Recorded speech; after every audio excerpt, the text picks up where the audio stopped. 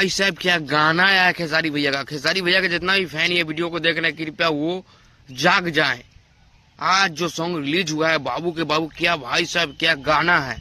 ये गाना 100 मिलियन तय है। बाबू के बाबू ये गाना एकदम 100 मिलियन तय है। और ये सॉन्ग काफी खूबसूरत इसका वीडियो भी बनाया गया है। और ये सॉन्ग आप लोगों को बता दे टी सीरीज हमार भोजपुरी से ये सॉन्ग रिलीज हो गई बा।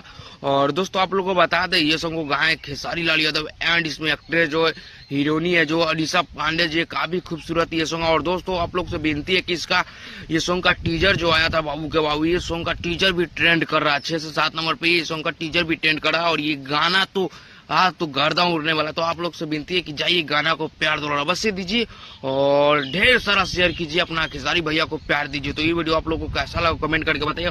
और दोस्तों ये चैनल पे नया है बबलू क्रिएटर को तो जल्दी सब्सक्राइब कर दीजिएगा, तेरा मेरा हर अपडेट आप तक जल्द पहुंचेगा। तो मिलते हैं नेक्स्ट वीडियो में, तब तक के लिए जय हिंद दोस्तों।